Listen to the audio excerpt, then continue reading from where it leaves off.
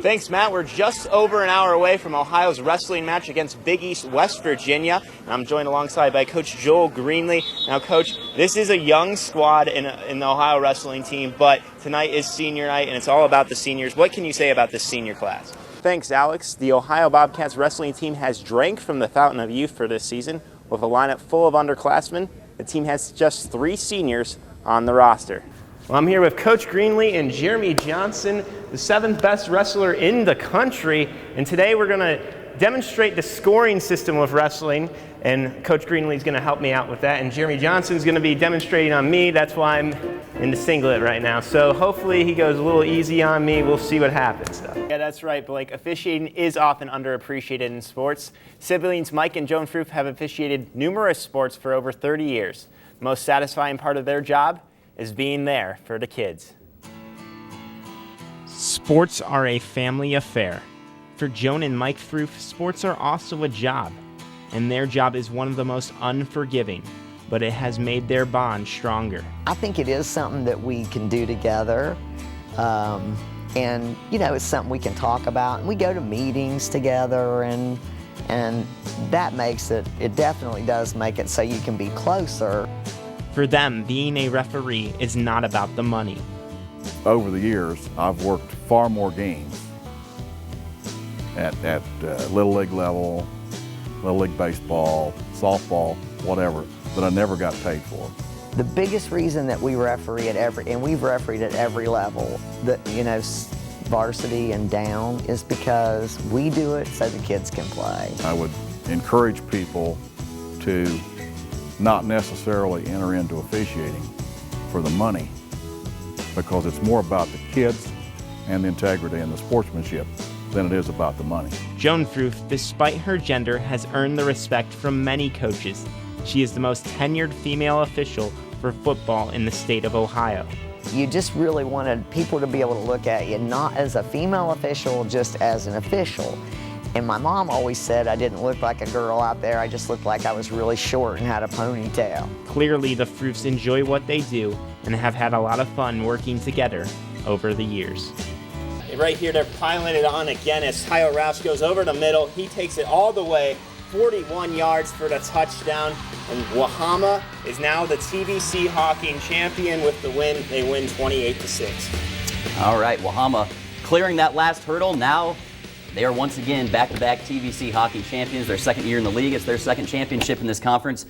When you look at this team as a whole, what is it about this team that makes them so successful in the hockey? Well, they have so many ways to beat you. Besides Anthony Grimm and Isaac Lee, they got a lot of players that can run, catch the passes, and get into the end zone. And of course, they have big plays all the time happening for the offense. They play offense and defense very well, so a very tough team. And they proved it every week in the TVC Hawking so far. Okay, so on the other side of things, South Gallia, they fall to 6-2 now. Surely they'll stay in that playoff picture, though, Division 6.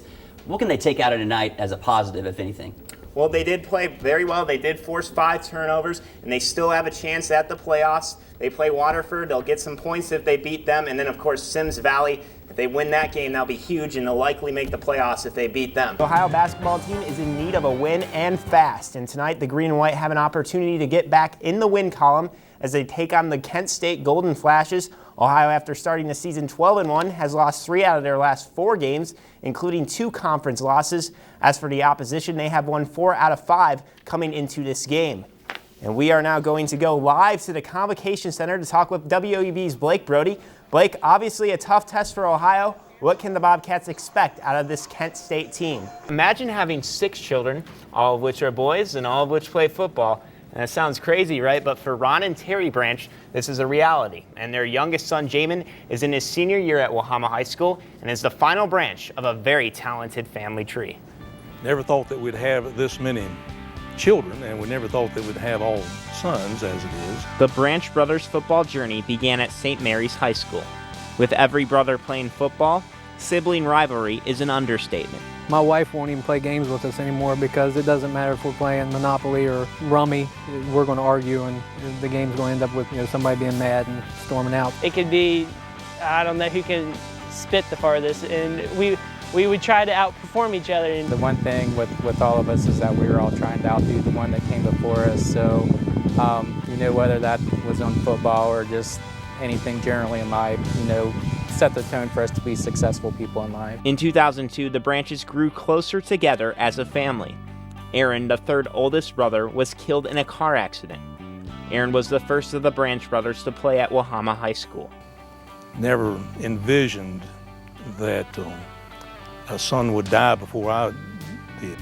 Aaron was the golden child, we all say. He got away with things at home, I think, that none of us would never even consider saying or doing. He was a good athlete. Out of all the brothers, I think Aaron and I resembled a lot of each other out on the football field. And it was always a compliment to me. People would say, "Hey, you look like Aaron out there on the football field." And I always took that to heart. Ever since 5th grade, I've always worn the number 48, just as a symbol for my brother. As the years have passed, the youngest, Jamin, has followed in his older brother's footsteps. Being the youngest, I've definitely learned a lot from my older brothers, especially to be a leader on the field and off the field. They've set the example for their team, and they've taught me how to set the example for my team, and I feel that I've succeeded in that role for my team. My wife and I are so very proud of them. They're on their way to good careers, and I believe to make a difference in the society.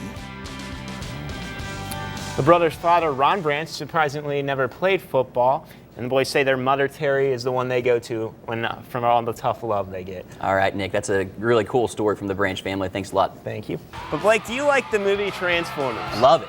Yeah, well, Jamin Branch is going to turn into a school bus and just simply lay out Brandon Dorsey here. And on their first possession, Trenton Gibbs throws an interception to Storm Rushing. That's a fun name. Wahama, they're coming in against Pocahontas. What can they expect in that matchup tomorrow night?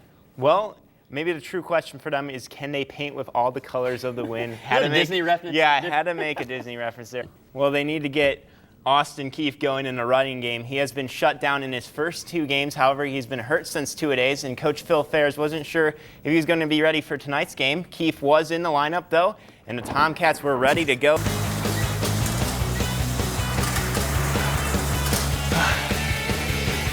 Feeling a little tired, a little hungry. I think I'll eat my... I was gonna eat that. Keep biking. All right. Well, I just finished with Jeremy. How do you think I did, though? I think I did pretty well. I felt like I was able to get most of the moves off, or, well, some of them. I tried my best. We'll just say you're not ranked 7th in the country. Somewhere lower than that. Like 8th? Yeah, maybe a little bit lower than that. Maybe a little lower than that. Well, apparently I'm the 8th best wrestler in the country. And, well, Grant, I'll send it back to you for the Bobcat Sports Showcase.